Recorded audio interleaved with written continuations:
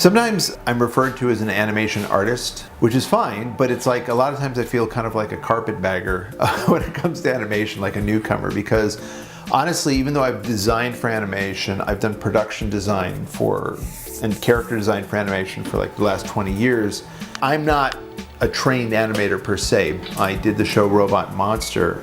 That was the first time I really created a look and a feel, and I really got a chance to see and experience what's that like to get a team of people together and to make something amazing and to bring art to life. The one thing that I think benefited Robot Monster was the fact that there was probably about 10 years of ideas poured into that one show, because if we wanted, I had sketchbooks full of ideas that I'd kind of always thought that would be cool, that would be cool, and so that became kind of the ground to put everything into it.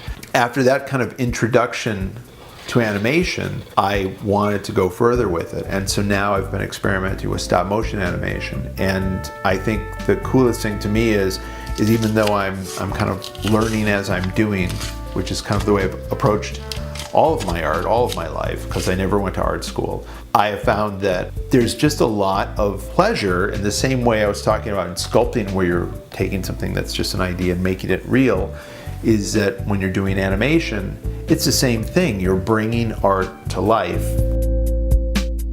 The most exciting thing about bringing art to life is just that since a lot of my ideas for characters and a lot of my paintings are based on characters, it's paintings and sculptures are all things that I've wanted to see in 3D or I've wanted to see realized.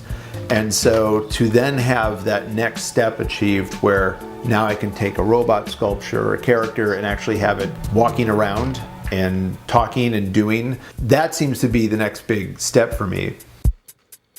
I think the reason I really like the idea of bringing life to my art is that all of my character work and a lot of the stuff I did in the 100 Robots book has a lot to do with just telling simple stories with characters, or having a simple joke with one or two characters. And so I'm not a writer, and the thing is I always loved working with writers, but I've tried writing. It's really difficult.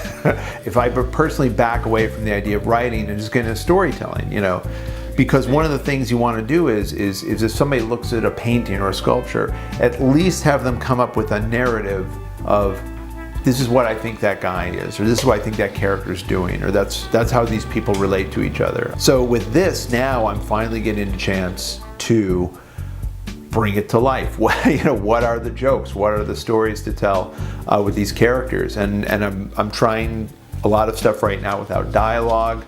And of course, I'm doing a lot of robot stuff. I think it also is going to lend itself to one of my other favorite mediums, which are kind of old school picture books. Like the old school picture books that used to have lenticular 3D in them and everything like that.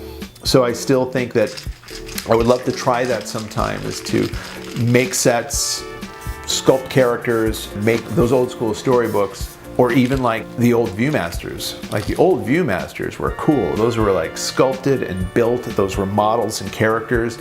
And that still excites me too. So there's something about the digital which makes it much more doable to do animation, to do photography, is I feel like I can kind of do a lot of these things all within a one-stop shop, under one roof.